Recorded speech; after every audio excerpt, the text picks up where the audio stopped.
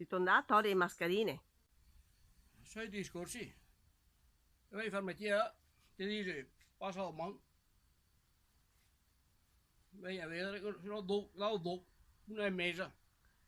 Quando sta al brico, no al brico, un'altra ferramenta qua, non voglio fare pubblicità. E a cattare. E vado ieri, altro mi dice, no, perché devi ritirare tutte. Ritirare tutte perché questa massa che non mi conviene, perché adesso che vendono 50 centesimi, e quindi mi va a buscare 6. Ho passato all'autoricambio. Quindi aspetta che vado all'autoricambio, mi dice maestro ho mascherine. Sì, te mi dici che macchina che macchina sei, il modello della macchina, tu vuoi mettermi a me. Ma guarda, dice, sì, io trovato che sono in casa. E gli passo l'auto a casa, mi dice, questa qua trovata lì. Perché tu che le golfe serie larghe, quindi la Volkswagen, stesso, le cose così, non ti passi per la porta, che tu guarda, questa qua che tu sei della lancia, che tu sei giusta. Adesso ti faccio vedere.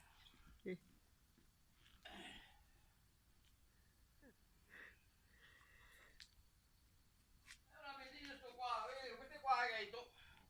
Questo non passa perché se finti i bugi, non invece che altre macchine, tutti e qua invece sei sicuro perché se ciechi i bugi, no?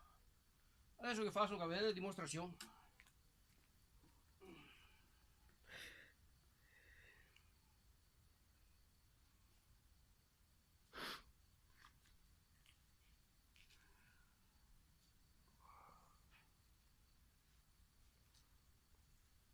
Qua vedete, passa per porta, così, va, per tutta questa qua costa 36 euro, ma che altre te dura una vita che io canto, no, aspetta.